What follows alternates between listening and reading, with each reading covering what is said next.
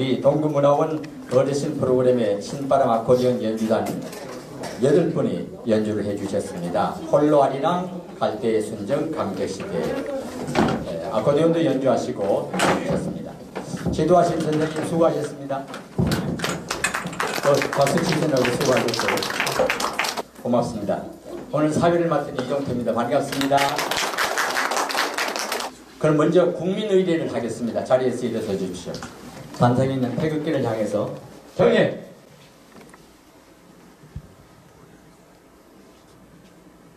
바로 이하 애국가 제창고 묵념은 생략하겠습니다. 자리에 앉아주십시오. 자주 만나시니까 서로 아시겠습니다만은 내빈을 좀 소개드리겠습니다. 성균관 유도회 대전 충남 본부에서 송남섭 본부장님 오셨습니다. 고맙습니다. 고맙습니다. 전 구미시 문화회관 공영훈 관장님 오셨습니다. 고맙습니다. 그 다음에 대전 아코디언 동호회 신호철 회장님 고맙습니다. 회장님. 대전시 동구 새마을의 임진수 회장님. 네, 반갑습니다. 감사합니다. 그리고 소개 안 되는 우리 동네 어르신 여러분 고맙습니다. 같이 좀 박수 드립니다. 이 행사를 주관하시는 동구문화원의 양동길 원장님과 인문학 포럼의 이혜경 대표 두 분이 나와서 여러분께 감사의 인사를 드리겠습니다. 두 분 인사하시죠. 고맙습니다. 그리고 인문학 포럼 운영위원 여러분도 오셨고요. 고맙습니다.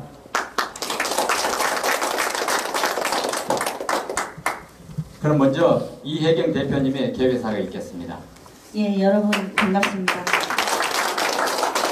요즘 10월이라 행사도 많고 다들 바쁘신데 오늘 이 자리 참석해 주셔서 너무너무 감사드립니다. 지금 세상이 어수선합니다.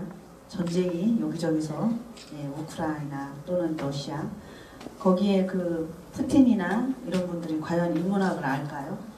자신의 개인주의와 어떤 명예, 이득을 위한 그런 사람들이죠. 그래서 힘없는 민간인들, 그 어린이들 많이 다치고 슬프죠. 자, 오늘 제가 여기 이제 세 분 또 제가 갑자기 존경하는 분이 확 생기신 분이 있는데 제가 이제 산책을 하면서 세 분이 앉아 계셔서 오늘 2시에 좋은 이런 강연이 있으니까 좀 오세요 그랬더니 너무 환하게 이렇게 좋아하시면서 흔쾌히 와주셨었는데 지금 표정이 가장 행복해 보이세요. 이분들의 행복이 푸틴 못지않다.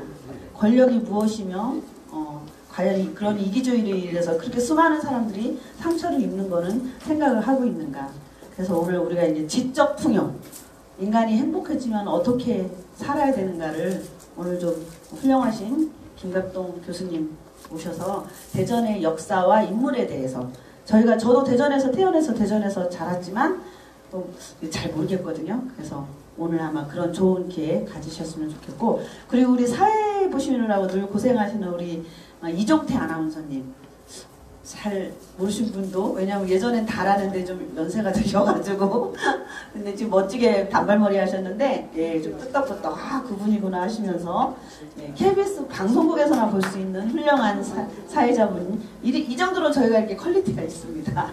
근데 오늘 많이 좀 예전보다는 조금 들어오셨는데 제가 집행부로서 반성하고 저의 집행부의 희생으로 모든 조직이 살아나는 건데 제가 좀 희생을 덜 했나 싶고 앞으로 이제 여기 그럼에도 불구하고 오늘 참석해 주시는 운영위원 여러분들 정말 머리 숙여 제가 큰 절 올리고 싶은데 저 다음을 위해서 제가 최선을 다한다는 다짐으로 결론을 내리겠습니다.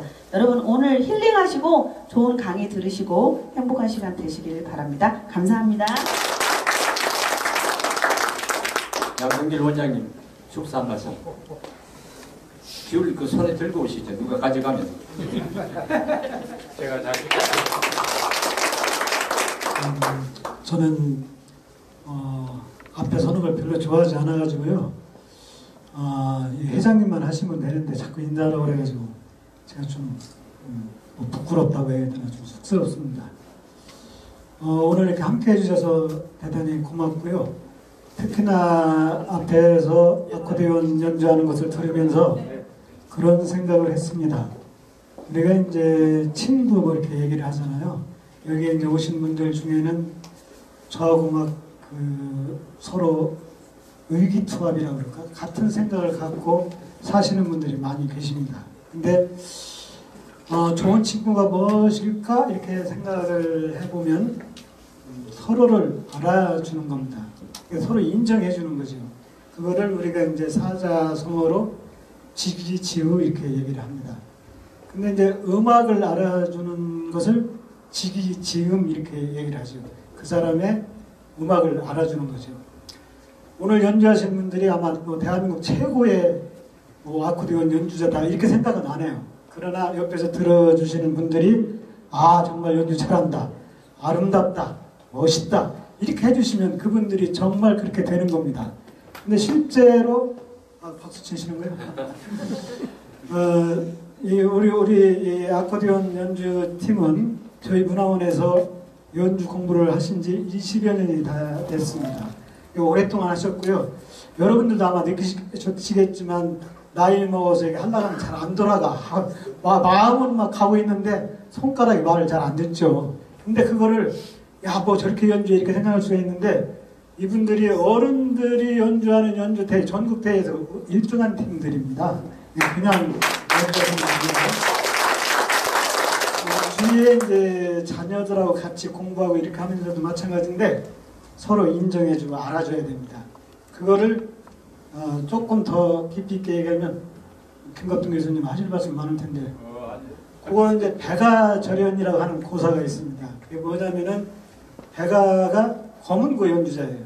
검은고 연주를 하는데 들어주는 사람이 있어야 될 거 아니에요. 근데 그 종작이라고 하는 사람이 들어줍니다. 그러니까 제가 이제 그 고사를 보면은 백아가 별로 잘 못 친 것 같아. 연주를 잘 못했는데 종작이가 맨날 최고라고 하고 열심히 경청해 주는 거야.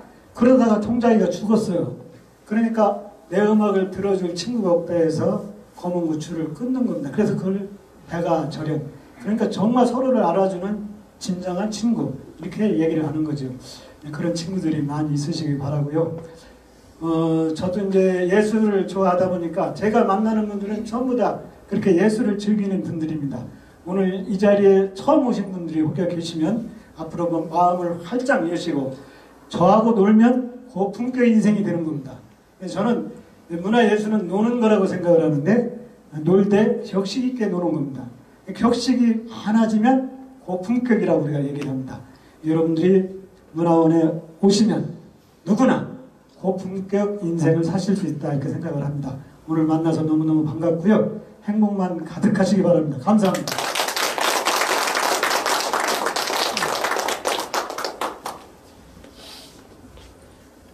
그러면 이제 제4차 인문학 포럼 특강을 시작하겠습니다. 오늘 강의해 주실 분은 다산학당 학장이시고 세종의 연구원 연구위원으로 활동하시는 김갑동 대전대학교 교수님인데 우리 김갑동 교수님은 대전 사람입니다. 대전 산내초등학교를 1등으로 나왔죠? 예.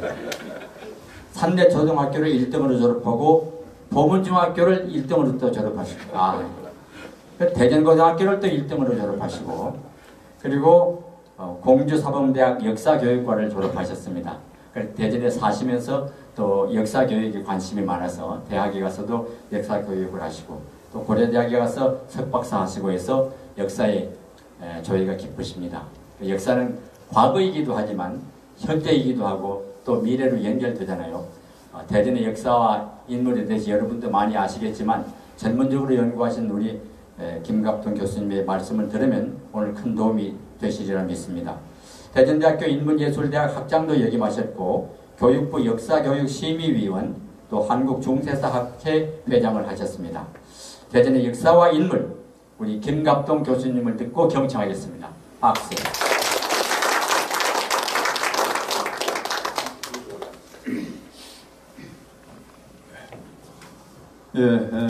반갑습니다.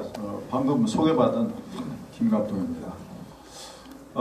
제가 여기 쓰고 보니까 갑자기 그 옛날 생각이 나요. 금방 소개하셨듯이 제 고향이 여기 산내거든요. 산내. 산내에서도 저쪽 금산 쪽으로 저희 위로 올라가면 삼계동이라는 데가 있어요. 삼계동. 거기 중에서도 이제 덕산마을, 거기서 이제 태어났는데, 옛날에 저희 집에 아주 지독히 못 살았어요.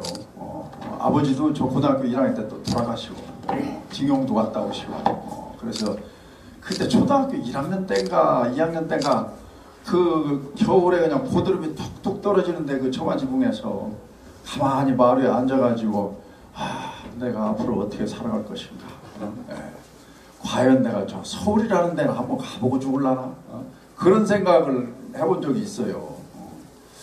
그랬는데 어찌어찌 하다가 세월이 흘러가지고 벌써 이제 저도 대전대학교에 있다가 정년퇴직한 지가 한 2년 가까이 벌써 됐습니다.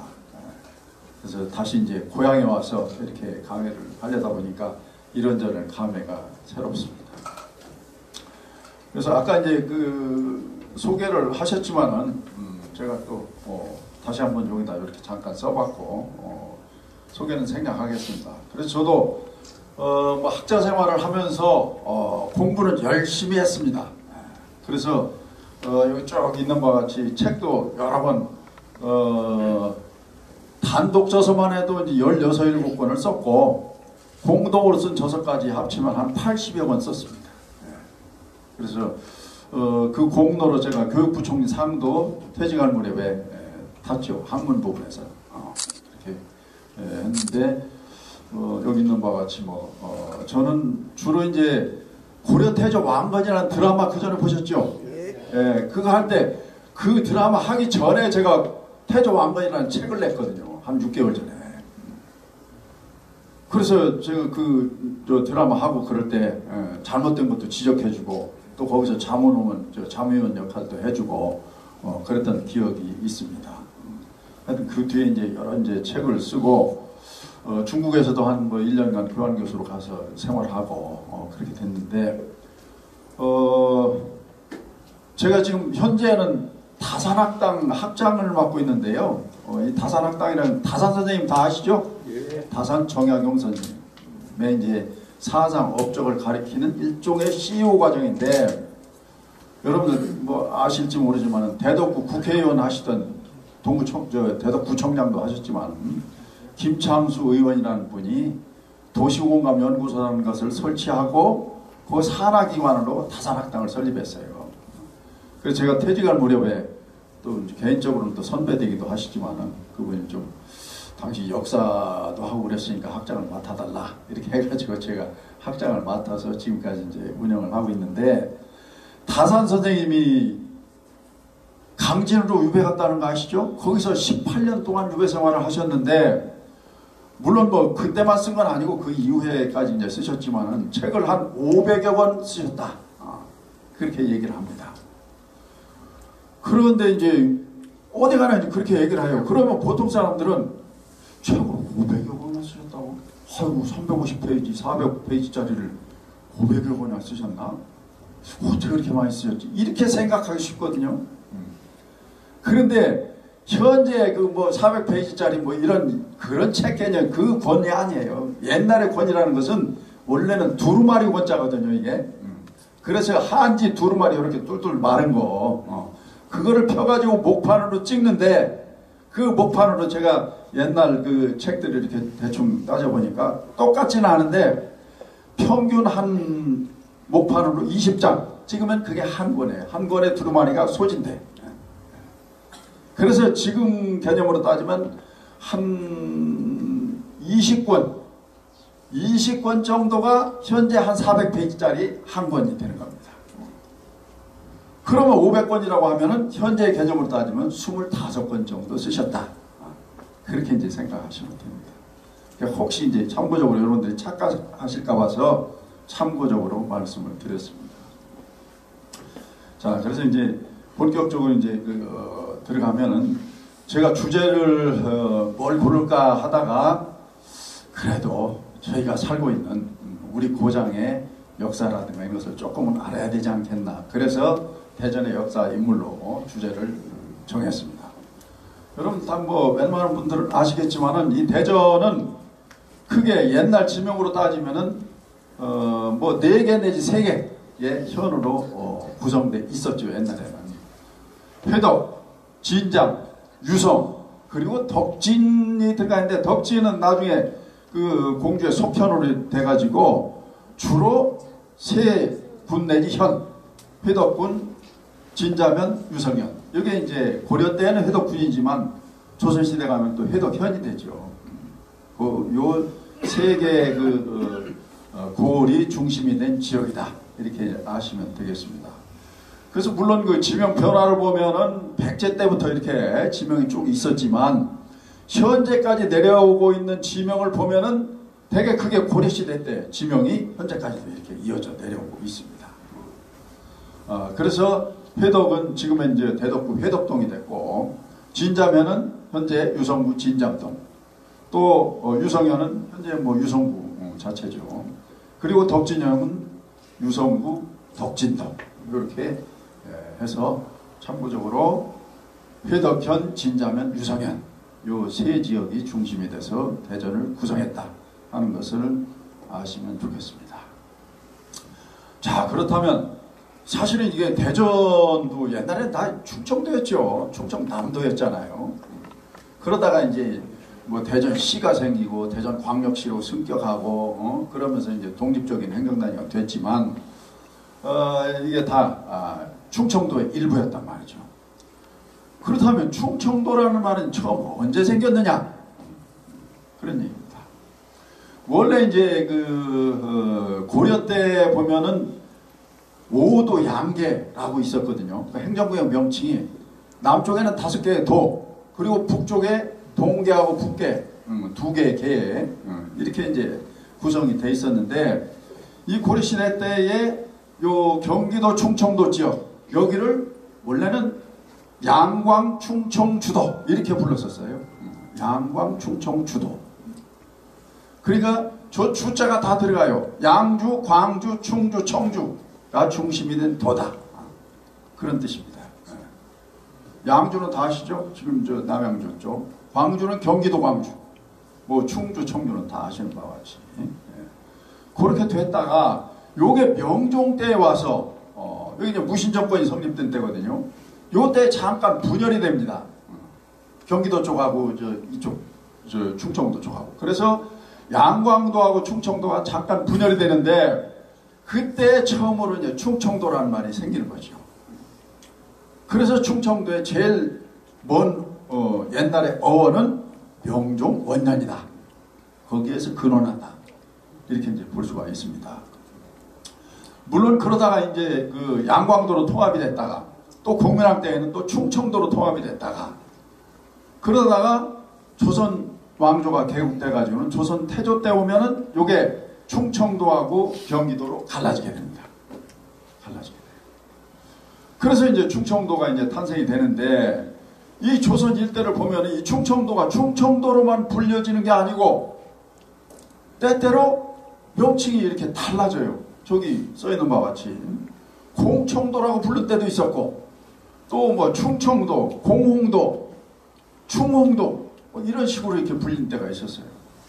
왜 이렇게 지명이 왔다 갔다 했느냐? 자, 처음에 충청도였잖아요.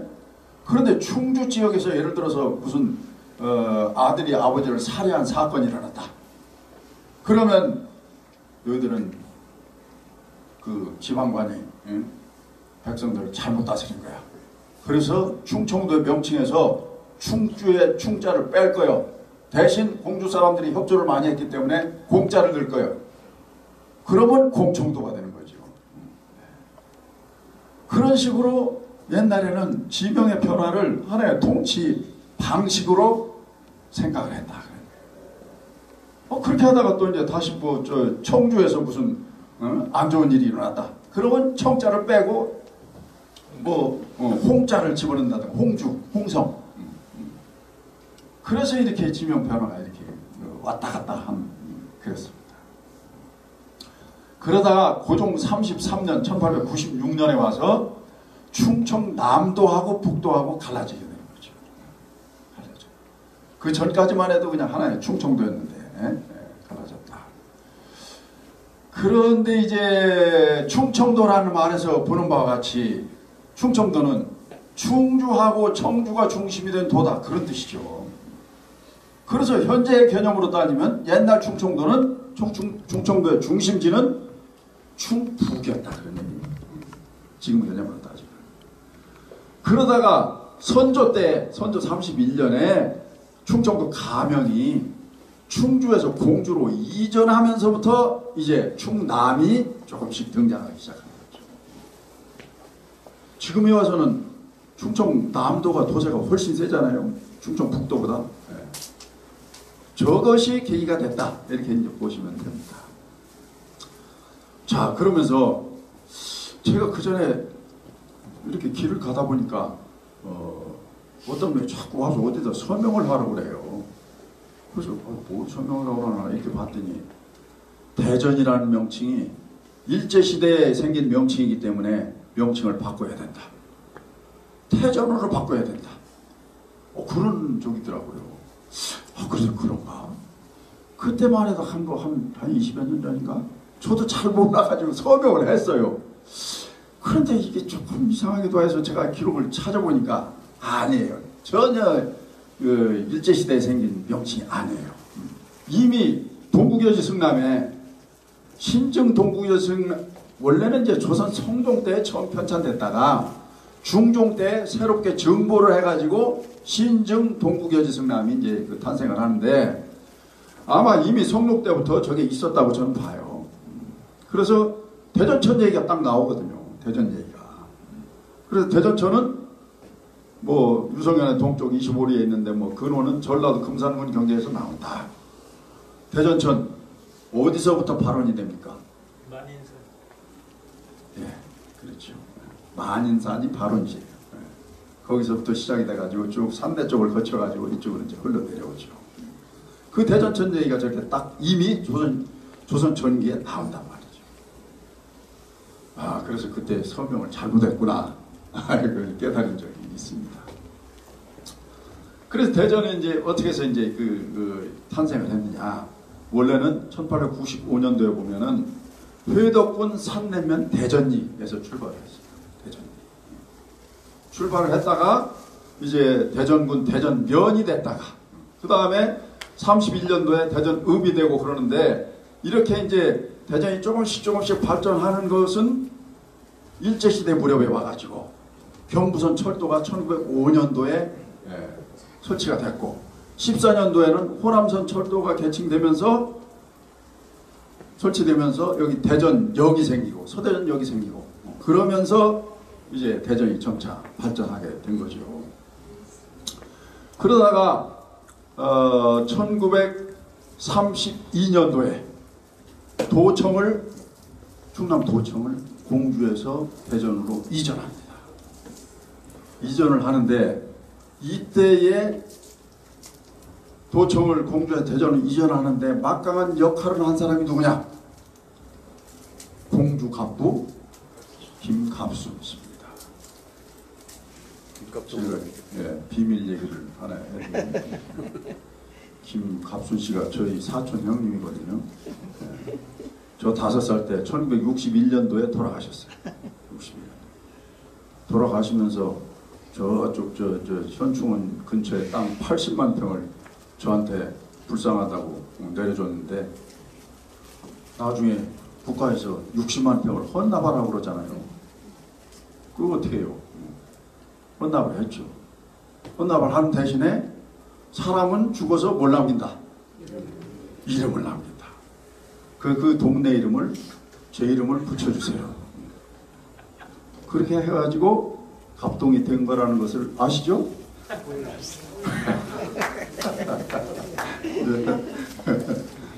그런 전설이 있었다는 얘기죠. 제가 그렇게 부자였으면 뭐 여기서 이렇게 하고 있겠어요? 그냥 농담으로 드린 말씀이고요. 하여튼 그러나 이분이 여기 대전에 있는 지금 도청 부지, 옛날 도청이죠. 그 부지를 희사해가지고 도청역에 설립되다. 그거는 사실이죠. 그건 사실이고 김갑순 씨가 진짜 부자여가지고 땅을 그때 당시 한 1000만 평 가까이 가지고 있었다. 그렇게 얘기해요. 그래서 진짜 대전에서 공주를 왔다 갔다 하려면 그 양반 땅을 밟지 않고는 못 간다. 그런 얘기도 있었고 또 하여튼 부동산의 그 규제였단 말이죠. 도청 부지를 이사를 하면서 도청 이쪽으로 오면서 땅은 조금 잃어버렸지만 그 주변 땅이 자기 땅이었기 때문에 땅값이 몇 배치 솟은 거죠. 그래가지고 돈을 엄청나게 버시고 그랬는데 저한테는 한 푼도 안 남겨주시고 그냥 가셨어요. 그 재산이 그 뭐 후손들이 다 쌓아버리고 그래가지고 다 어디로 날아가고 없어요. 지금 유성훈 천자리도 그 양반 땅이었죠. 네. 하여튼 이렇게 해서 이제 대전이 조금씩 이제 성장하기 시작을 하면서 해방 이후에 1949년도에 대전시가 됐고 또 89년도에 대전직할시가 됐죠. 그래서 저도 89년도 이전까지만 충남 도민이었어요. 도민이었지만 89년도에 대전광역시가 되면 대전직할시가 되면서 대덕군이 다 편입이 됐죠. 그래서 저도 그 이후부터는 대전직할 시민이 됐습니다. 그러다가 지금은 이제 대전광역시가 돼서 이렇게 지금까지도 내려오고 있다 하는 것을 말씀을 드리고,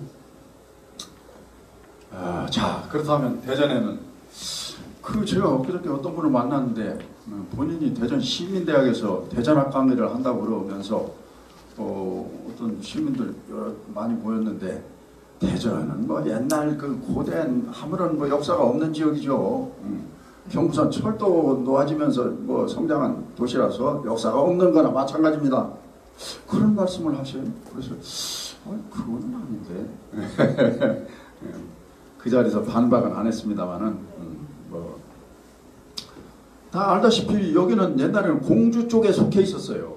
대전 지역이. 그리고 삼국시대에 백제에 속해 있었다. 이거는 뭐 여러분 다 아시는 바와 같죠. 그러나 백제시대에는 큰 어떤 빛을 보지 못했어요. 대전 지역은. 다만 기록에 나오는 것을 보면은 백제 부흥운동을 할 때 그 삼국사기 기록에 좀 나와요.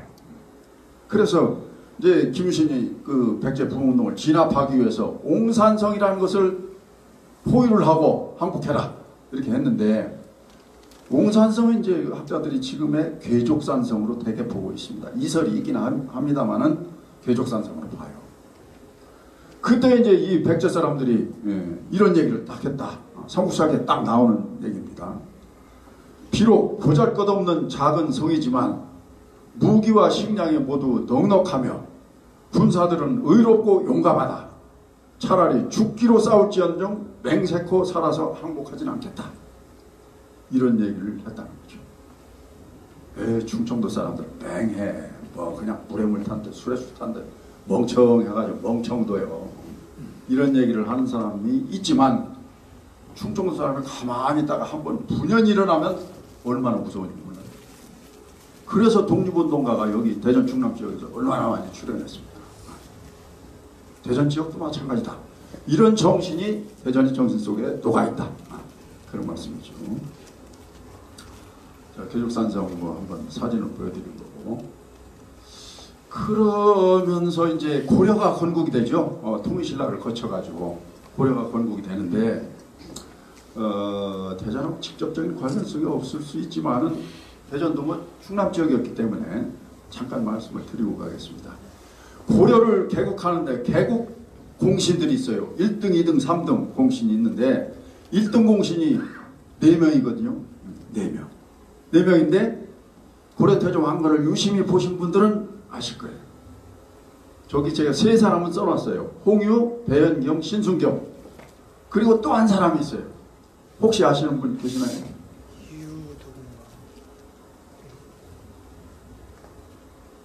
충청도 사람이에요. 이 사람.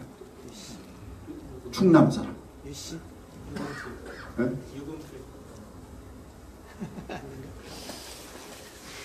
복지겸이라는 사람.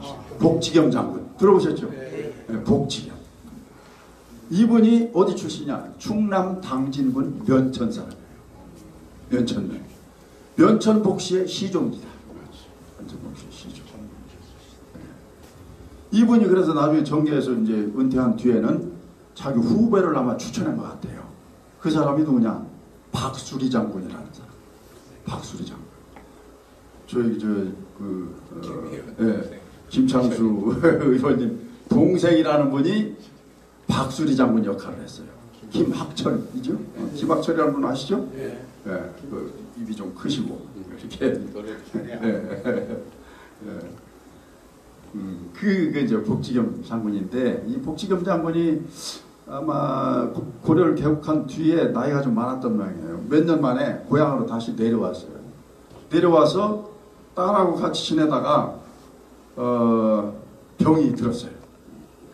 병이 들었는데 이 딸이 우리 아버지를 어떻게 병을 낚을까 생각을 하다가 고민을 하면서 이렇게 봄에 산에 올라갔는데 산에 지천으로 피어있는 꽃 무슨 꽃입니까? 봄에 진달래꽃이에요. 옛날에 진달래 다 따먹었잖아요 저희가. 그래서 진달래를 따갖고 와서 맑은 샘물을 길어가지고 진달래를 가지고 술을 만들어서 드렸어요. 그랬더니 두 사발을 탁 들이키고 나더니 벌떡 일어나셨단 말이죠. 그래서 그때부터 진달래 술을 거기서 제조하기 시작을 해서 지금까지도 내려오고 있습니다. 네, 그게 진달래꽃을 한자로 하면 네, 두견새가 울 때 피는 꽃이다. 그래서 두견화. 그래서 진달래 술을 한자로 두견주라고 합니다. 두견주. 여기 있죠? 두견주. 지금도 제조하고 있습니다. 거기서 연천에서. 잘하시죠? 저 두견주가 몇 년 전에 그 문재인 대통령이 김정은이 초청했잖아요. 초청해가지고 만찬을 했잖아요. 여기서 북한에 가기도 했지만 그때 김정은을 대접한 술이 바로 두견주다. 두견주. 저도 한번 맛은 봤어요. 맛이 괜찮더라고요. 좋아요. 예. 술 좋아하시는 분들 다 좋으시죠. 하여튼 그 얘기를 잠깐 이제 하고 그러면서 고려 중기로 넘어오면은 또 이게 아주 중요한 사건이 하나 대전에서 이제 일어납니다. 이게 이제 공주 명학소 망이 망소이의 봉기다. 그러냐. 예. 그래서 여기가 이제 공주에 속해 있었잖아요. 기록에는 공주 명학소라고 나와요. 그렇지만 명학소를 잘 위치를 따져보면은 지금의 탄방동 지역 거기다 이렇게 이제 볼 수가 있어요. 명학소라는 것은 수공업 집단 지역이에요. 수공업 제품을 만드는 지역이에요. 그래서 그 고려사 기록을 보면은 소가 여러 가지가 있어요. 여기 쭉 한문 있죠. 금소는 금제품 물 만드는 것. 은소는 은제품. 동소는 구리. 철소는 철. 새로 만든 제품. 탄소는 뭐겠어요? 탄소. 네, 숯. 그렇죠. 귀족들이 이렇게 연기 안 나게 이렇게 하는 그 숯을 만드는 그 지역이 있었어요. 탄소. 그래서 아마 여기 탄방동 지역 명학소는 탄소였을 것이다. 그래서 그것이 이어져 내려와가지고 탄방동이 됐을 것이다. 이렇게 보시죠. 지리적으로 제가 봐도 거기가 맞는 것 같아요. 그래서 제가 유성 문화원에 의뢰를 받아가지고 명학소에 대한 학자들을 동원해가지고 책을 냈잖아요. 책을 내서 나중에 그걸 바탕으로 해서 명학소의 북소리라는 그런 연극도 했습니다. 그리고 수상 뮤지컬도 했어요. 그래서 저도 이제 초대받아서 간 적이 있는데 뭐 그것 때문이고 여기 또 뭐 대전의 산성도 제가 좀 하기도 했습니다만은 그런저런 그 공로를 인정받아가지고 영홍철 시장이 계실 때 대전 문화상을 제가 탄 적이 있습니다. 네. 그래서 그리고 하여튼 탄소, 자기소는 도자기, 와소는 기와, 지소는 종이, 묵소는 뭐겠습니까? 묵.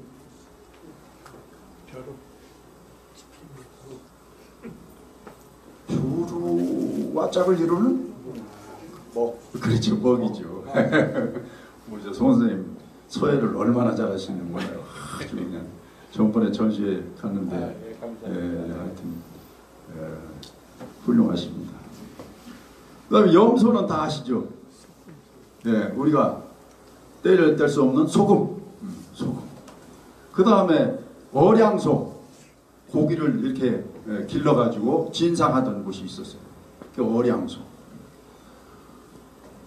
강소가 또 있었어요. 강소. 강소가 뭔지 혹시 아시나요? 강자. 생강.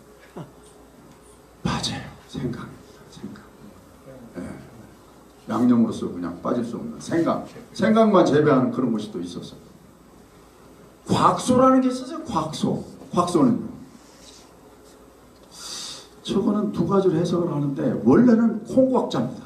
콩. 두부. 콩 제품, 두부 이런 걸 만들어서 진상하던 것이다 라고 하는 학자도 있고, 그런데 저게 또 오편에 보면은 미역을 뜻하는 말로도 쓰여요. 저게. 그래서 미역을 이렇게 해서 채취해서 진상하던 것이다 이렇게 이제 보는 사람도 있습니다. 하여튼 이런 이제 그 저긴데, 이 공주 병학소 사람들이 이렇게 반란을 일으켰어요. 사람들이 다 저런 제품을 다 갖고 싶어 하잖아요. 귀족들이 갖고 있으니까 아이 나도 좀 갖자, 나한테도 보내줘. 이러니까 여기 있는 사람들은 죽어나는 거예요. 그거를 대주려고 하다 보니까. 그래서 나중에는 아이 우리 못 살겠다 해가지고 반란을 일으킨 거죠. 자세한 내용이 여러 군데서 이제 나오는데, 그래서 정부에서 토벌군을 그 편성을 해가지고 정황제, 대장군 정황제, 장군 장박인 등이 장사, 군사들 3,000명을 이끌고 내려왔단 말이죠.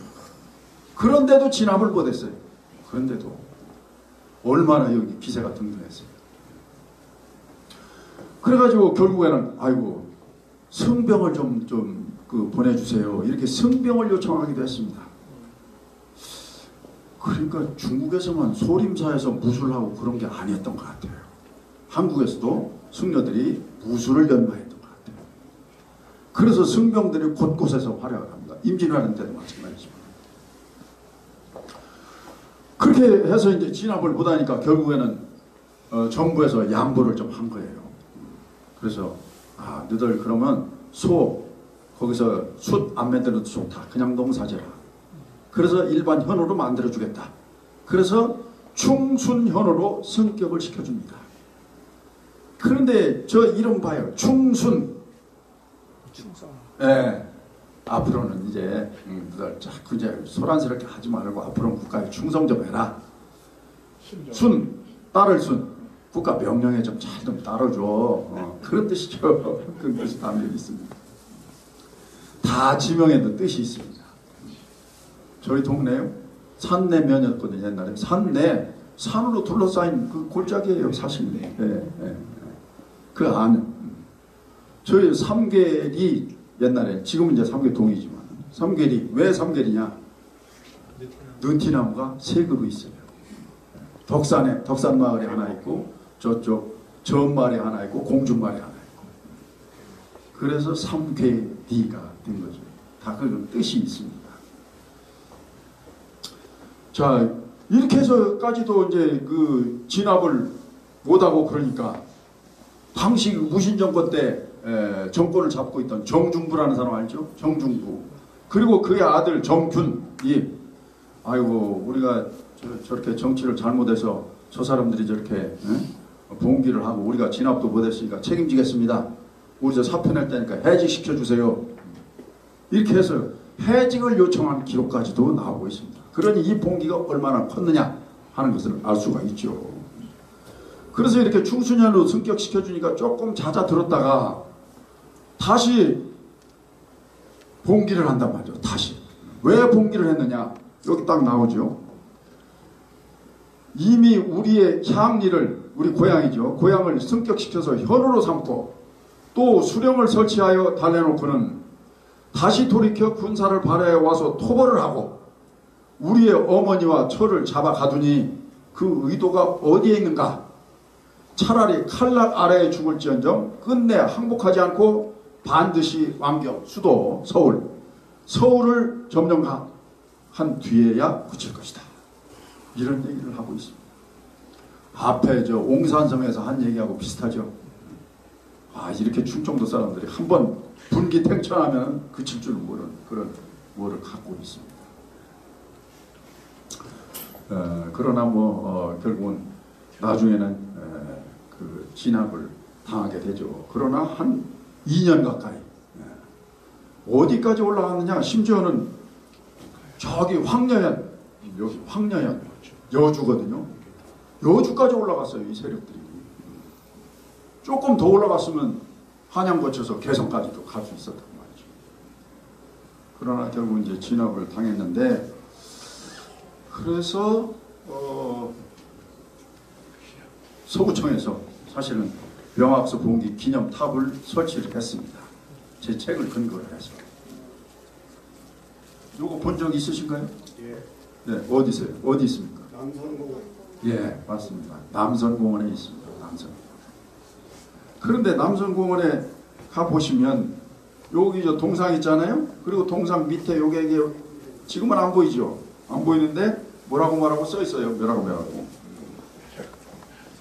이렇게 써 있습니다. 잘 보시면 맨 밑에 줄에 뭐라고 써 있어요. 예. 제 이름이 여기 새겨져 있습니다. 제 이름이. 박수.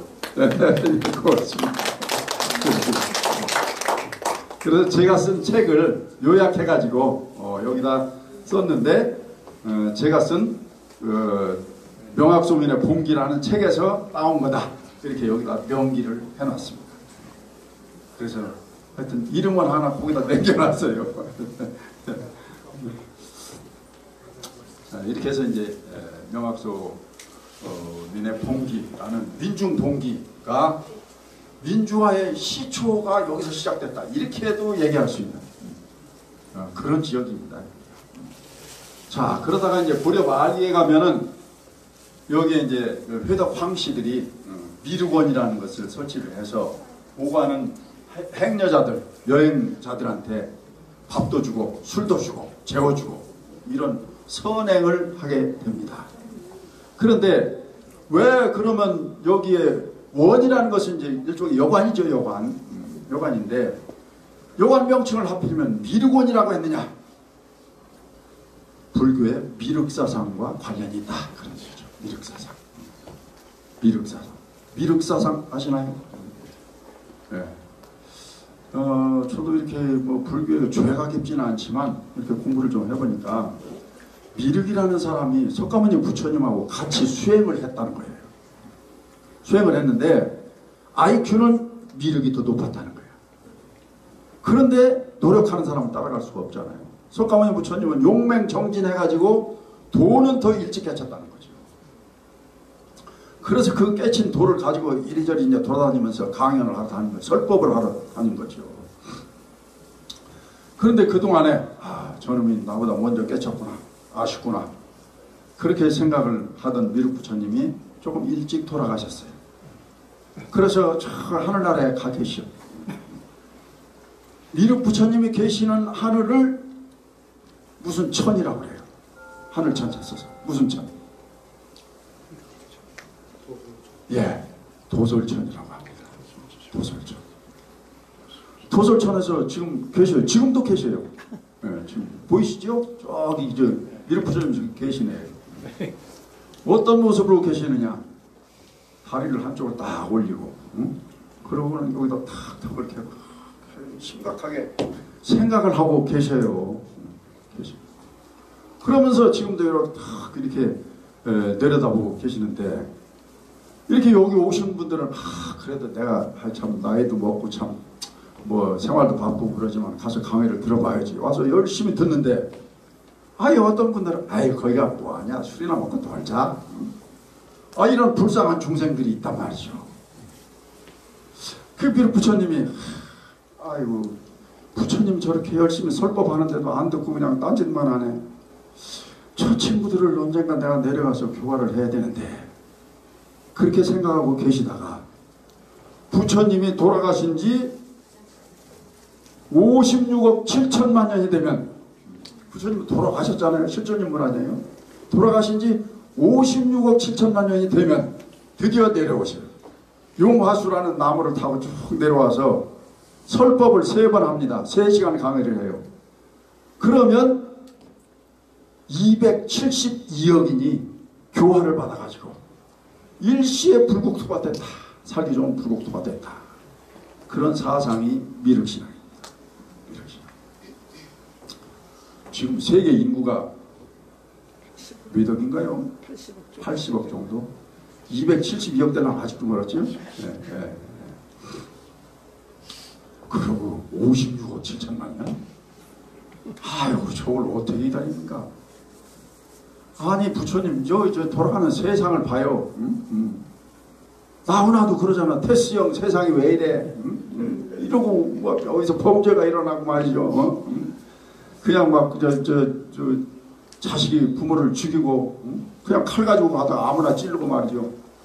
아 이제 세상이 이렇게 됐는데 미륵 부처님 빨리 좀 내려와서 우리 좀 구제해 주세요. 살기 좋은 세상 만들어 주세요. 라고 간절하게 기도를 하면 56억 7천만 년을 채우지 않고도 내려온다고 말이에요. 그래서 가끔씩 어떤 사람들이 내가 기다리다 못해서 너희들을 구제하기 위해서 내려온 미륵 부처님이다. 이런 사람들이 나타나요. 바로 태조왕건 때 나온 누굽니까? 네, 그렇죠. 풍해 자기가 내가 바로 56억 7천만 년을 기다리다 못해서 너희들이 간절히 빌어서 내려와가지고 너희를 구제하려고 한다. 오만이 반매요. 너 어제 저 포장마차에서 무슨 생각했어? 네가 한 일을 다 알고 있다. 네, 관심도. 그래가지고 사람들을 많이 죽이고 그랬거든요. 사실 좀 사이비 종교죠. 사이비.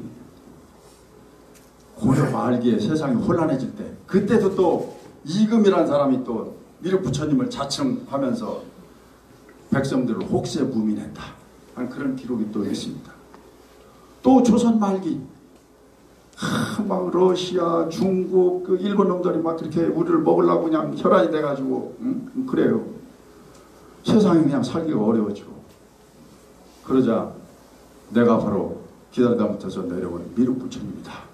백성들을 교화하던 세력이 있습니다. 종교, 신흥 종교죠. 지금도 있습니다. 지금도 교세가 만만치 않아요. 본부가 대전에 있습니다. 증산교? 예. 충산도, 강증산. 이런 원래 전북에서 시작됐죠. 시작돼서 그분이 미륵 부처님을 자칭했어요. 그런데 그분도 돌아가셨잖아요. 돌아가셨는데 육체는 죽지만 나는 항상 너희들하고 같이 있다. 나를 보고 싶거든 여기로 와라 하고 지정해 놓은 곳이 있어요. 어디겠습니까? 김제에 가면 절이 하나 큰 게 있어요. 김제. 무슨 절? 그렇죠. 네, 금산사. 금산사에 가면 미륵전이 있어요. 미륵전. 거기에 미륵 부처님 큰 게 있습니다. 그게 바로 나니라. 그렇게 얘기하시고 돌아가셨어요. 지금도 중산도 만만치 않죠? 뭐 신도들이 꽤 있습니다. 저희 동계 하나도 거기 중산도 2인자인가 막 그 정도 될 거예요. 하나 있는데 뭐 잘 만나지는 못합니다만. 그렇게 해서 이제 이런 사상은 미륵 하생신앙이에요. 미륵이 위에서 아래로 내려온다 그 말이죠. 그런데 미륵 상생신앙이 또 있어요. 우리는 유한하잖아요. 몇 살까지 살지는 모르지만 100살 뭐 100몇 살 되면은 이 세상을 떠나야 돼요. 하늘나라로 올라가야 되는데 기왕 하늘나라로 올라갈 때에는 미륵 부처님이 계시는 도솔천으로 가기를 원한단 말이죠. 기독교 믿는 분들은 천당에 가길 다 원해요. 그런데 아무나 천당에 보내주나? 아무나 도솔천에 보내주나요? 열심히 당시에는 기독교가 없었으니까 열심히 불교를 믿고 선행을 하고 그러면 죽어서 도솔천으로 간다. 그래서 저 회덕 황씨, 저 황현기, 황수 이런 분들도 열심히 저렇게 미륵원을 설립을 해가지고 선행을 하고 그러면 내가 죽어서 도솔천에 갈 것이다. 그런 사상 때문에 저는 미륵원을 설치해서 선행을 했다. 이렇게 볼 수가 있습니다. 저런 정신을 이어받아서 대전에서 한 것이 뭡니까? 복지 만두래. 그거죠. 자, 하여튼 이렇게 해서 고려 시대에도 상당히 이 대전 지역에 역사가 있었다 하는 것을 알 수가 있죠. 여기 이제 이게 여러분들이 그 고등학교 때 배울 때 향가 배울 때 월명사라는 스님의 제망매가가 아니고 제망매가입니다. 제사할 제자, 망매는 죽은 누이 동생 이런 뜻이거든요. 죽을 망자. 그리고 매는 누이 동생 매자. 그래서 나보다 먼저 죽은 내 누이 동생을 제사하면서 부른 노래. 이게 이제 제망매가입니다. 제가 그 전에 고등학교 때 그 고전 공부를 하면서 이걸 읽으면서 인생이 저런 거구나.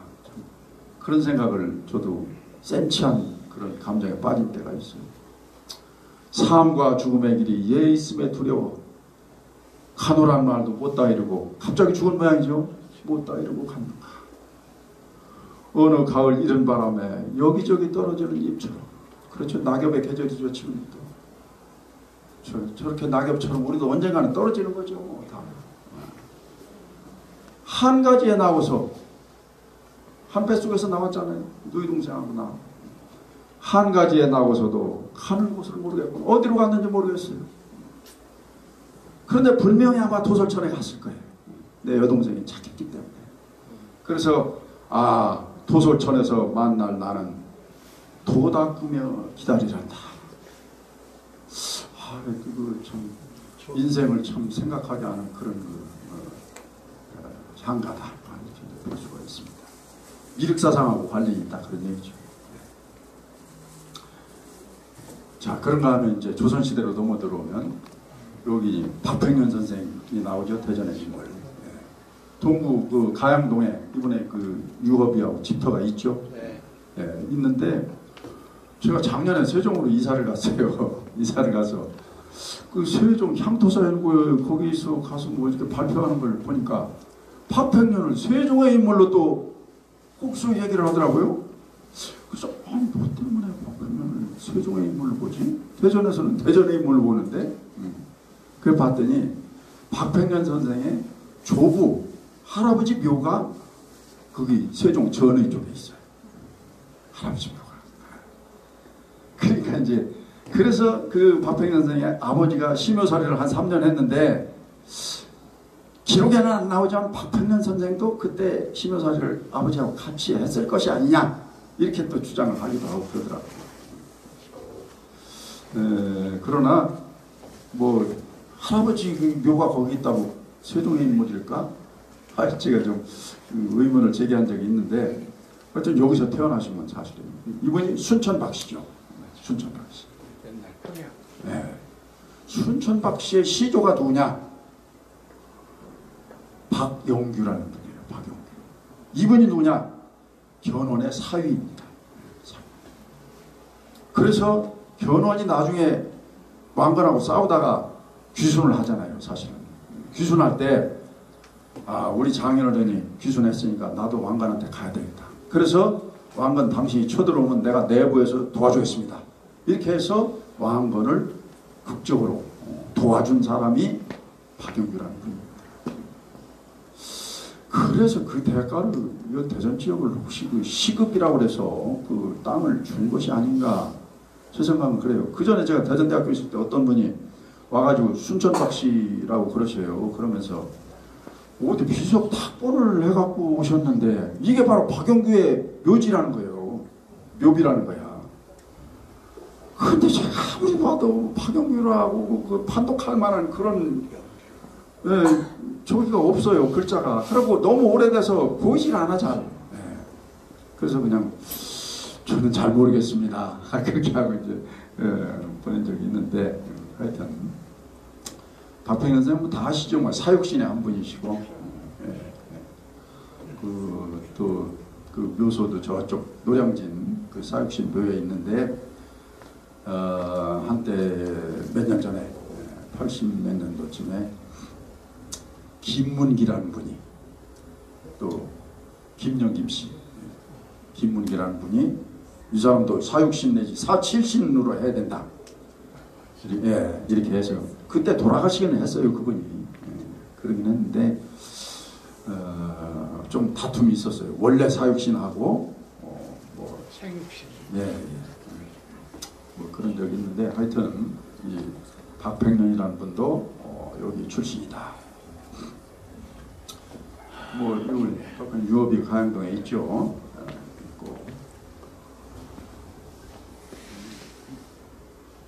그 다음에는 또 이제 이 충암 김정 선생님인데, 조선시대 이제 전기에 소위 사화, 4대 사화가 일어나는데, 4대 사화 혹시 아시는 분 계세요? 무사화, 네. 각자사화, 네. 기묘사화, 을사사화. 어떻게 그런 것도 아시죠?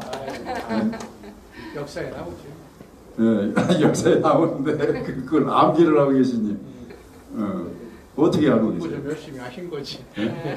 관심 있으세요? 네. 그런 쪽에 종사하시는 분 아니시고? 연대는 다 외우시나요? 몇 년도 네. 일어났나? 하여튼 1400. 우리 그래서 그 어렸을 때도 무갑기울 그렇게 외운 적이 있어요. 무사와 갑자사와 기묘사와 을사사와. 저 기묘사화가 이제 조광조 선생 때문에 일어난 사건 아니에요?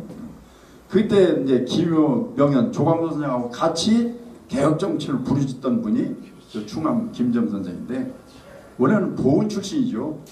보훈 출신인데, 우리 저 송 선생님이 저번에 답사하면서 해주셨어요. 부인이 손재승 씨니까. 예, 그러시죠. 그래서 조금 뭐 공부도 잘하고 그래서 여기 데려와가지고 키웠다 그런 말씀하셨죠. 유명한 분이신데 여기 묘소가 저쪽에 있죠. 묘소가 있어서 이분도 무슨 저기 기념 행사 같은 걸 하시죠? 해야죠. 저희 어머니가 저 보은에서 오셨는데 저기 경주 김씨거든요. 아마 이분 교수님 같아요. 21살에 문화 장원했어요. 그렇죠. 그 다음에 또 대전 하면은 뭐 빼놓을 수 없는 분, 우암 선생님이시죠. 우암 선생님. 우암 선생님 후손이시죠? 방손입니다. 방손이죠. 그래서 옛날 조선 후기에는 뭐 아주 유명한 학자들이 이 충청도에서 많이 나왔어요. 많이 나와서 충남 오현이라고 그래서 5명의 그 현학 분이 계셨는데, 우암 송시열 선생을 비롯해서 동춘당 송준길, 또 뭐 초려 이유태, 미촌 윤선거, 신암 유계 이런 사람들이 있고, 탄원 권씨도 상당히 학문이 높던 분인데 오현에는 어떻게 안 들어가 있더라고요. 그 시대 사람이죠. 하여튼 누가 저걸 처음 붙였는지는 모르겠지만, 하여튼 안동원 씨 탄원하고 윤선거하고 우암하고 사돈간이니까 같이 딸을 주고 또 사위 삼고. 그렇죠. 한용 선생 이렇게 얽히고 설킨 그런 혼인 관계가 있는데 왜 오현에는 안 들어갔는지 그건 저도 잘 모르겠어요. 거기에 조금 못 미치지 않나 싶어요. 그래요. 하여튼 그런데 우암 선생을 또 의외로 잘 모르시는 분들은 대전 출생으로 알고 계셔요. 대전 출생으로. 근데 출생은 옥천. 여기가 아니죠. 옥천군 이원면 구룡천. 거기서 출생하셔서 거기서 한 25, 6년 계셨을 거예요. 8살에 이제 동춘당하고 같이 내려와서 공부했죠. 그래서 이제 저기에 서울로 한양으로 가서 출사를 해가지고 나중에 복림대군의 사부가 되셨잖아요. 그러면서 이제 여러 가지 이제 그 정계 다툼에 또 휘말리게 되신다 그런 거지. 그 1차 예속 문제, 2차 예속 문제가 나오는데 그 인조라는 분, 인조 병자호란때 청태종 앞에 가서 무릎 꿇고 그냥 그 머리를 9번이나 조아린 그런 그 분이죠. 개인적으로 얼마나 치욕을 당했어요, 사실은. 그래, 그리고 이제 그 아들들 2명이 소현세자하고 국민대군이 청나라에 잡혀갔었잖아요. 잡혀갔다가 나중에 돌아왔는데 이게 인조 입장에서는 내 치욕을 우리 아들놈들이 이제 복수해 주기를 바랬는데 내 후계자인 세자 얘기를 들어보니까 갔다 와서는 아이고 아버님 청나라에서도 배울 게 많습니다. 그렇게 걔들 뭐 야만시하고 그렇게 할 게 아닌 것 같아요. 이런 얘기를 이러면 한단 말이죠. 그리고 또 들으니까 또 그 인질 가서 거기 청나라에 있을 때에도 저 만주 지역 가가지고 장사를 해가지고 돈도 벌고 그랬다는 거예요, 소현세가. 청나라에 비호가 없으면 그렇게 할 수가 없는 거죠. 이놈 봐라, 이놈이 청나라하고 결탁해서 나를 몰아내는 것이 아닌가? 이런 의심까지 했다는 거죠. 그래서 결국은 자기 아들 소현세자를 죽였어요. 독살했습니다. 기록에 보면은 여기 시체에 이런 반점이 있었다는, 그게 독살 당하면 그렇게 반점이 생긴다는 거예요. 물론 어떤 야사에는 이제 그 소현세자하고 복림대군하고 돌아올 때 청나라 황제가 불러서 너들 그동안 고생했다. 선물을 하나씩 줄 테니까 뭐 소원이 있으면 얘기해봐라. 그런데 소현세자는 황제 옆에 큰 벼루가 이렇게 있었는데 거기 무늬도 좋고 말이 용무늬도 있고 그러니까 저걸 하나 주세요 그랬다는 거예요. 복림대군은 저는 다른 거 다 필요 없고 저하고 같이 잡혀온 백성들 몇백 명만 같이 보내줬으면 좋겠습니다. 이래가지고 포로들 데리고 왔다는 거예요. 그래서 귀국 보고를 하는데 내 뒤를 이은 세자놈이 말이죠.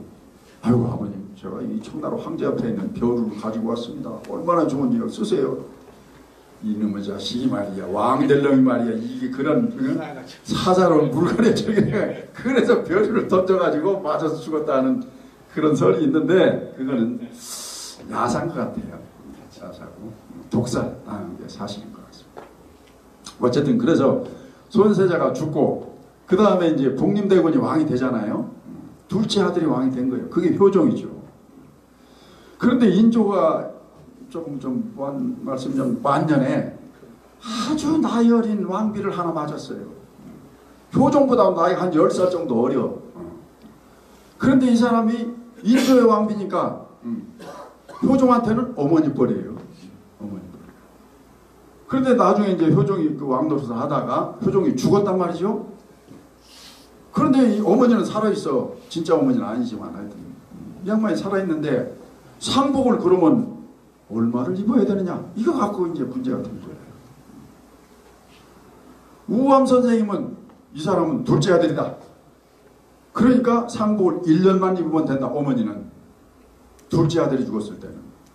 그런데 윤주라든가 이런 남인계통에서는 아닙니다. 3년을 입어야 됩니다. 왜? 가족윤리로 따져서는 안 됩니다. 이 사람이 둘째 아들이긴 하지만 왕통을 이어받았기 때문에 장자 대접을 해줘야 됩니다. 3년상을 해야 됩니다. 이렇게 이제 대립을 한 거죠. 그런데 이때는 우암 선생의 역할이라고 그러니까 영향력이 있었기 때문에 우암 선생이 승리를 했어요. 그런데 2차 예속 논쟁 가가지고 이제 효종의 왕비가 또 돌아가셨는데 둘째 며느리를 이기는 하지만 첫째 며느리 대접을 해줘야 되느냐 안 되느냐 이거 가지고 또 논쟁을 하다가 그때는 우암 선생이 패배를 했죠. 그런 그 과정 속에서 예속 논쟁이 있었고 또 이제 나중에 숙종 때 가면은 장희빈의 소생을 그래서 이제 그 세자 책봉을 우암 선생은 극력 반대했었죠.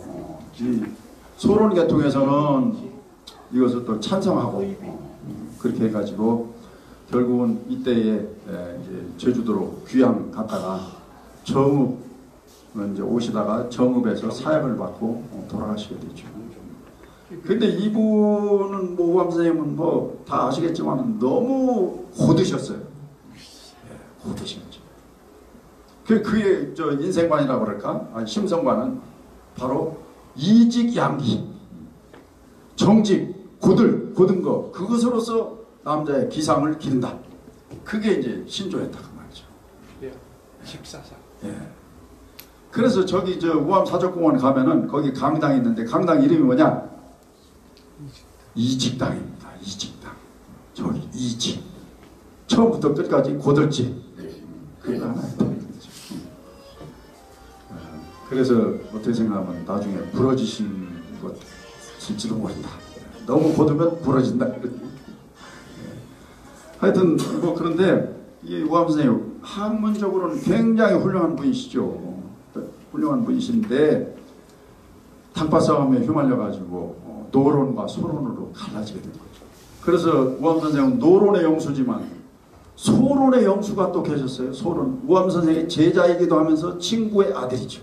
그렇지. 네. 누굽니까? 윤선거야. 윤중. 네, 그러시죠? 네. 명제. 명제 윤중 선생입니다. 명제 윤중 선생. 윤선거야. 그분의 고향은 어디세요? 노성. 괜히. 네, 네. 이산. 네. 지금은 논산은 노성면입니다. 노성면인데 이산이라. 조선시대에는 니성현이라고 했어요. 거기를 니성현. 그래서 우암사적공원 이런 거 생각을 하고 니성현에 사셨는데 그래서 우암 선생은 회덕현에 사셨고 그 두 분이 이제 그 여러 가지 면에서 견해를 달리했어요. 달리해서 당시에 그것을 뭐라고 불렀느냐? 회덕현에 사시는 우암 선생의 견해가 맞느냐? 니성현에 사시는 명제 선생님의 의견이 맞느냐를 가지고 시시비비를 가렸다고 말이죠. 그거를 회니시비라고 합니다. 크게 보면 여러 가지 이제 문제가 있지만은 우선 내부적으로는 우암 선생님은 주자를 굉장히 존경하셨어요. 주자를. 그래서 주자의 학통이 조선으로 들어왔는데 그 학통을 누가 이어받느냐? 율곡 이 선생이 이어받고 율곡 선생의 학통을 누가 이어받느냐? 바로 내가 이어받았다. 이렇게 생각을 하셨어요. 그래서 조선에서는 누구도 주자의 경지에 올라갈 수가 없다. 이렇게 생각을 하신 것 같아요. 그런데 남인계통의 남인학자였던 윤휴라는 사람이 사서삼경 중에 중용이라는 그 책이 있잖아요. 중용을 읽다 보니까 주자가 중용의 원문에 이런 말씀이 있는데 이 말씀은 이런 뜻이다 라고 주석을 달아놨어요. 주자 집주라고 그러죠. 주자 선생님이. 그런데 윤효 선생님이 이렇게 읽다 보니까 주자의 견해가 틀린 것 같아. 예. 내 생각은 그렇지 않은데 왜 주자는 이런 뜻이라고 해놨을까? 그래가지고 자기가 독자적으로 주석을 달아가지고 책을 냈어요. 자, 그것을 보고 우암 선생님이 야, 네가 막 공부를 했으면 얼마나 했어? 나만큼 했어? 나도 주자의 설에 대해서 이의제기를 안 하는데 네 이거 뭐 감히 어떻게 거기에다 가지고 이의제기를 해? 너는 공자의 문장을 어지럽힌 도적놈이야. 이렇게 해가지고 사문난적으로 몰아붙였죠. 그런데 이제 그 제자였던 윤중 친구 저 아들이기도 했지만 윤중 선생은 아유 스승님이 조금 너무하신 거 아닌가? 아니 조금 다른 해석을 할 수도 있는 거 아닌가? 그런 생각을 갖고 계셨단 말이죠. 평상시에. 그것이 나중에 이제 편지까지 보내려고 그랬어요. 스승님한테. 아 스승님 이거는 너무 편협한 생각 같은데요. 이런 이제 비판적인 얘기를 보내려고 했는데 나중에 그 친구가 못 보내게 했죠. 못 보내게 했는데 나중에 송순석이라는 그 우암 선생님 손자죠. 그분이 갖다가 보여준 거예요. 자기 장인어른이 있던 박세채라는 집에 가서 그걸 얻어가지고 그래서 우암 선생님이 아주 대노를 하셨다 그런 얘기가 이제 또 있죠. 그런 문제가 있고 또 하나는 대외적인 문제예요. 대외적인 문제. 자, 이제 명나라 거의 멸망하고 청나라가 섰다고 말이에요. 그런데 우암 선생님은 의리와 명분을 굉장히 중시했어요. 자, 임진왜란 때 우리는 뭐 이순신 때문에 왜구가 물러간 것처럼 생각하지만, 물론 그런 면도 있지만 명나라가 5만 넘게 구원군을 보냈단 말이죠. 이여송을 비롯해서 이 사람들이 수군도 왔고, 그래서 그때 이 명나라 군대가 와가지고 의주를 거쳐가지고 평양을 수복했단 말이죠. 수복하면서 강화교섭이 이루어지게 되고 뭐 이래 돼서 조선이 멸망하려다가 다시 서게 됐단 말이죠. 당시 선조가 그래서 의주에서 중국으로 도망가려고 그랬다니까요. 도망가려고, 자기는 여차하면 도망가려고 하고, 대신 자기 아들 임해군, 저 광해군한테, 특히 광해군한테, 네가 임마 여기 내부적인 정치는 네가 다 해. 조정을 분할하자. 그래서 그걸 분조라고 합니다. 분조. 그렇게까지 했던 인물이에요. 하여튼 그런데 우암 선생은 그 명나라가 도와준 은혜를 잊어서는 안 된다. 그거를 한자로 제조지은이라고 합니다. 다시 제자 만들 조자. 명나라가 조선을 다시 만들어줬다. 그런 은혜를 잊어서는 안 된다. 끝까지 의리를 지켜야 된다. 이렇게 생각한 거예요. 그런데 명재 선생은 그 의리와 명분도 좋지만 이미 명나라는 말이야 쓰러진 나라고 새롭게 청나라가 섰는데 청나라를 이렇게 야만시하고 그렇게 할 필요가 있나? 실익을 챙기자. 실익을. 그런 생각을 갖고 계셨단 말이죠. 자, 그런 얘기는 지금도 마찬가지예요. 우리 6.25 때 미군 주도의 유엔군이 우리를 도와줬기 때문에 우리나라가 사실은 서게 된 거죠. 다시. 그래서 이제 미국과의 의리, 미국이 도와준 것을 잊어서는 안 된다 라고 하는 파가 있는가 하면, 그래도 경제적으로는 중국을 도외시하면 안 되는데, 중국과의 무역이라든가 이게 얼마나 큰 건데 중국 친중 정책을 써야 된다 하는 그렇게 생각하는 사람도 있다. 그러면 우리나라에서도 그랬어요. 그래서 우리는 한때 의리를 쳐버렸어요. 즉 1991년도에 그동안 독립운동을 같이 하면서 우리나라를 많이 도와주기도 했던 장개석 정부, 대만이죠. 대만을 버렸잖아요. 버리고 본토, 중국 본토하고 외교관계를 터가지고 91년도에 중국과 외교관계를 맺었다. 대만 내부에서는 뭐라고 생각해요? 저 한국 놈들 참 의리 없는 놈들이다. 엄청 욕을 했어요, 사실은.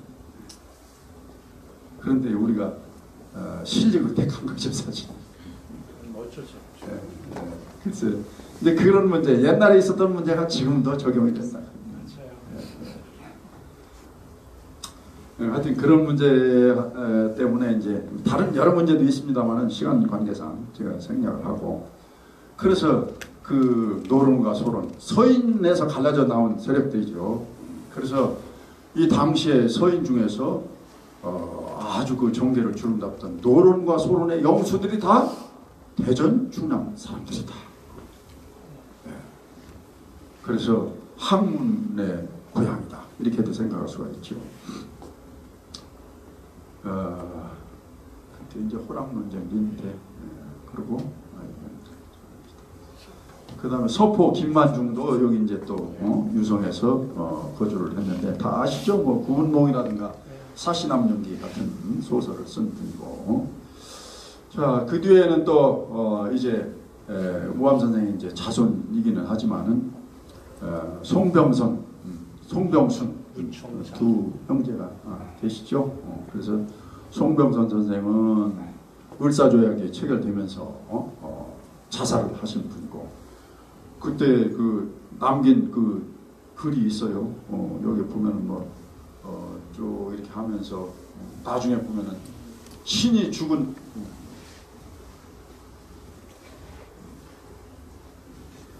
신이 오늘 죽었는데 신이 죽은 오늘이 바로 신이 다시 태어나는 생일이 될 것입니다. 얼마나 비장합니다. 대전 사람들, 충남 사람들이 이래요. 화가 나죠, 사실. 송병순 선생은 이제 합방 때, 합방 이후에 또 돌아가셔가지고 두 분을 제사하는 사당이 용운동에 있죠. 대전대학교에서 멀지 않은 곳에 문충사라고 있습니다. 요 문충사. 그렇죠. 그 다음에 민족주의 사학자 단재 신채호 선생. 신채호 선생 고향이 어디입니까? 산내. 저하고 같은 고향이에요. 옛날에 대덕군 산내면 어남리였습니다. 어남리인데 지금은 대전광역시 중구로 편입돼서 어남동이 됐죠. 산내면이 일부는 중구로 편입되고 일부는 동구로 편입됐어요. 그 산내 그 초등학교가 셋이 있는데 산내 초등학교. 그 다음에 저 삼계동에서 더 금산 쪽으로 가면은 상소리 하소리가 있는데 거기 애들은 산흥 초등학교를 다녔어요. 산흥 초등학교. 그리고 또 저기 저 정생리 그 목달리 이런 사람들은 산서 초등학교를 다니고 그렇게 이제 세 개의 초등학교가 있었는데 산서 쪽에 있던 그런 그 인물입니다. 지금도 가보면 아주 산골이죠. 아주 산골입니다. 거기에서 태어나셔서 7살 때까지인가 사시다가 이제 너무 어렵고 그래서 저 청주 쪽으로 이사를 가셔서 단재 신채호 선생에 대해서는 주로 청주 그 근처에서 현장 사업을 많이 하셨는데 요즘에 그리고 탐생지가 중요하다. 그래서 아까 백나무 선생님하고 계시는데 저분하고 또 뭐 여러분들이 같이 단재 선생 기념 사업회를 조직해가지고 단재 생가도 복원하고 거기에 동상도 세우고 또 최근에 작년인가 저작년인가 다른 데다가 또 대전에다가 동상 하나 또 세웠습니다. 어디에 있는지 아십니까? 서대전 공원에 단재 동상을 세웠습니다. 원래는 사실 대전역 앞에다 세우려고 그랬었는데 여러 가지 뭐 사정상 거기다 세우게 됐죠. 단재 선생님 유명한 언론인이면서 사학자죠. 그래서 역사는 뭐냐? 아와 비아와의 투쟁이다 이렇게 말씀하셨어요. 나 아닌 다른 사람과의 투쟁, 이게 바로 나의 역사고 우리 국가와 다른 국가와의 투쟁, 이게 또 우리의 국사, 한국사다 이렇게 말씀하시면서 우리나라가 외적과 싸울 때 큰 공로를 세운 사람을 세 사람을 꼽았어요. 세 사람. 누구를 꼽았습니까? 고구려 때 수나라의 침략을 물리친 을지문덕. 그 다음에 고려시대 때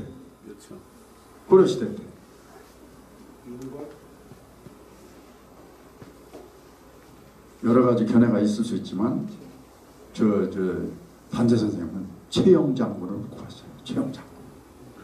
네. 명나라를 정벌하려고 했었잖아요. 실행에는 못 옮겼지만. 그래서 각각 그 전기를 썼는데 을지문덕전 그리고 조선시대에는 다 아는 명장 이순신 이렇게 세 사람을 꼽았는데 처음에는 이게 무슨 말인지 몰랐었어요. 동구거걸 채도통전. 그래서 한문을 써놓고 보니까 이해가 가더라고요. 동국, 중국 입장에서 보면 우리나라는 동국이죠. 동쪽에 있는 나라. 거걸, 거대한 영웅 호걸이라는 말이죠. 그리고 최씨인데 최영이라고 안 하고 최영의 직함이 당시에 뭐였느냐? 팔도 도통사였거든요. 그래서 최도통 전기.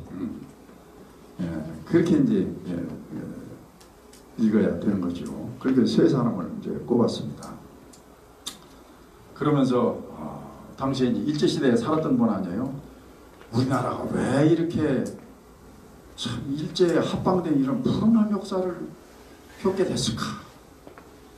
이런 생각을 한 거죠. 가만히 역사를 자기가 이렇게 연구하면서 보니까 그건 정신의 문제였다. 이렇게 본 거예요. 정신의 문제. 그래서 그러한 그 민족 정신이 살아있을 때에는 국가가 발전했는데 그 정신이 쇠퇴하면서 결국에는 사대주의 사상이 만연하고 한일 합방이 됐다. 이렇게 이제 논단을 하신 거죠. 그 정신을 어디서 찾았느냐? 어디서요? 민족 정신을. 그렇죠. 그걸 나안가 사상에서 찾았어요. 나안가 사상. 나안가 사상이 뭡니까? 나안가 사상. 신라가 삼국을 통일하게 된 근본적인 정신. 화랑도 좀. 그렇죠. 네. 화랑도의 나안가 사상에서 찾았습니다. 나안가 사상에서. 그래서 화랑도 정신으로 무장된 김유신이라든가 또 뭐 그의 아들들이라든가 이런 사람들이 대백장군 하고 싸워가지고 결국은 이기고 백제를 멸망시키고 고구려를 멸망시키고 삼국을 통일하는 통일신라가 탄생했다. 그런 얘기죠. 그래서 요게 면면이 이어져 내려왔다는 거예요. 면면이 내려와서 요게 윤관 장군, 윤관한테로 내려왔다가 이게 묘청하고 또 묘청하고 그 뜻을 같이 했던 윤언이라는 사람한테로 내려왔다는 거죠. 윤언이가 누구냐? 윤관의 아들입니다. 아들인데 이 윤언이라는 분이 묘청의 사상에 동조한 적이 있어요.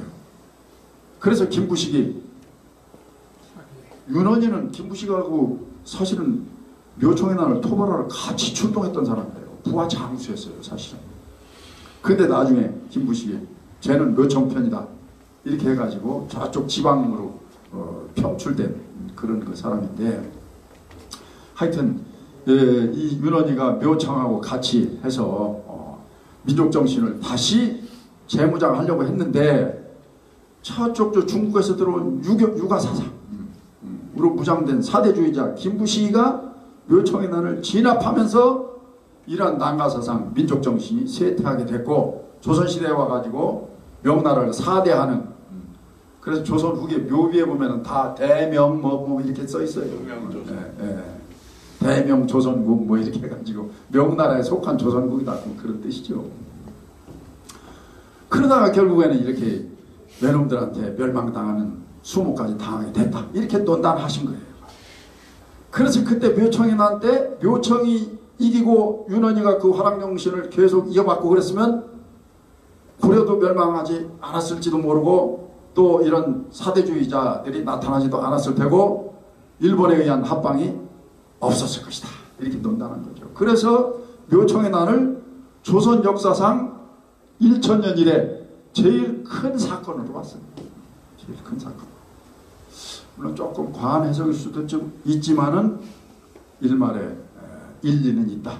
이렇게 볼 수가 있습니다. 이런 위대한 역사가가 바로 대전에서 태어나셨다 하는 것을 말씀을 드리고 단지 신채호 선생의 사진이죠. 여기 그 원암동 생가. 자 그렇게 해서 뭐 또 요즘에 또 38 민주이거라고 그래서 386라는 그 도로명까지 생겼죠. 생겼고 또 요게 둔지미 공원에 그 저기가 있습니다. 예, 저 그 둔산 둔지미 공원에 저런 그 38 민주이거 기념탑도 세워져 있습니다. 그 4.19 혁명의 도화선이 된 고등학생들의 의거죠, 사실은. 예. 자, 그래서 결론적으로 말씀드리면은 지금까지 살펴본 것처럼 대전은 나라가 위기에 처해 있을 때마다 분연히 들고 일어나서 구국의 항쟁을 펼쳤으니 가히 충전의 고장이라 할 수 있다. 그리고 우암 송시열이라든가 동춘당 송준길, 탄원 권씨 같은 유학자들을 배출하였고 신채호 같은 역사학자를 배출해서 가히 또 학문의 고장이다. 이렇게 얘기할 수 있겠다.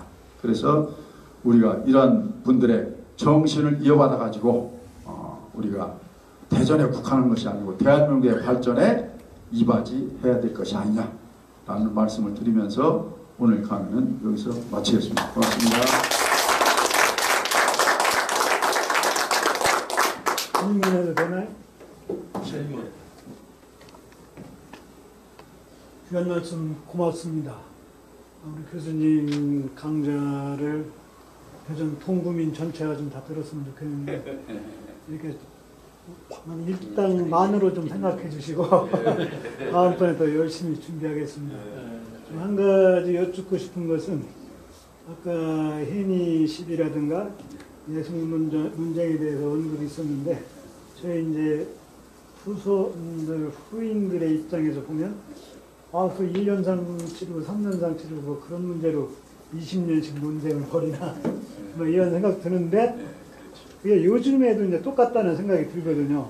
근데 저희가 이제 자료들을 보면 원래 이제 제사 지내는 것도 뭐 5대 봉사를 하느냐 뭐 1대만 하느냐 바로 위에만 하느냐 이런 것이 지금 이제 붕괴되고 있잖아요. 근데 이제 우리 문화라고 하는 것은 동질감을 갖게 하는 그 중요한 요소 중에 하나이기도 한데 이걸 누군가는 좀 정립을 해야 되지 않나 그런 생각이 들어요. 근데 자료에 의하면 이게 원래 어디에 뭐 규정이 있는 것은 아니고 물론 우리가 이제 충청도와 예학의 도장 이렇게 좀 얘기를 하는데 원래 조선 초에는 이제 말하자면 직급별로 이제 봉사를 하도록 이렇게 정했는데 그러니까 뭐 당상관은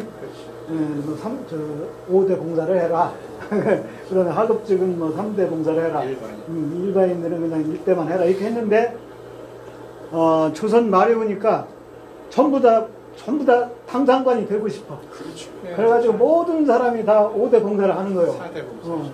그래서 저는 이제 이거를 요즘에는 안 하시는 분들도 있고 또 뭐 1대만 하시는 분들도 있고 여러분들이 있는데 저는 좀 우리가 동질감을 갖도록 누군가가 이게 정립이 좀 됐으면 좋겠다. 코로나 때문에 물론 이제 민속이라고 하는 거는 이렇게 이제 만들어지는 거죠, 모여서. 근데 그래서 좀 정립이 필요하지 않은가 하는 생각이 들어서 교수님 견해는 어떠신지 여쭙겠습니다. 글쎄요, 뭐 저희 집안 자체도 뭐 번성한 집안이 아니어서 그렇지만 요즘에는 그냥 저희는 제사를 각자 지내기로 했어요. 각자. 각자 집안에서 그냥 지내기도 하고 또 이제 또 기독교나 천주교분들도 계시고 그래서 여자분들이 또 뭐 제사가 꼭 해야 되느냐 하는 그런 얘기도 나오고 있어서 좀 뭐 고민하고 있습니다만 그래서 성균관에서도 제사 상차림도 표준 제사상이라고 그래서 그렇게 많이 차릴 필요가 없다. 그래서 발표를 했잖아요. 작년에 발표했나? 그걸 발표했는데 말썽이 많았어요. 네, 말썽이요. 네, 왜 말썽이 많았냐면 가가래가 있는데 집집마다 전통을 이으면 되는데 왜 성균관에서 이래라 저래라 하느냐. 그건 성균관에서 한 이유는 한 가지는 제사를 많이 안 지내니까 이 코로나로 인해서 그래도 조상숭배 그 유교 사상에 의하면 작게라도 최소한도 요 정도는 해야 되지 않느냐 하는 의미에서 했는데 그것이 이제 각 그 은중이나 각 집안 가가래에 위배된다 해서 저도 그 전국 협의회 회장을 하면서 그에 대한 설명을 많이 했는데 그래서 그것을 한 집안의 어떤 기준으로 보지 말고 우리 대한민국 전체 전 국민에서 이렇게라도 지내는 것이 유교 이념에 맞다. 이렇게 결정해서 한 것이지 뭐 가가래에 위배해서 집집마다 저도 지금 아까 우암 방손에 바로 그 조카학년의 종손 10대 종손인데 저도 지금 잘 차리고 있습니다. 뭐 그냥 정성 들여서 다 차리고 4대 봉사도 하고 있는데 줄이긴 해야 돼요. 그래서 그 표준 자녀상을 발표하면서 남자분들은 어쩔지 모르지만 여자분들한테는 굉장히 환영받았다고 그래요.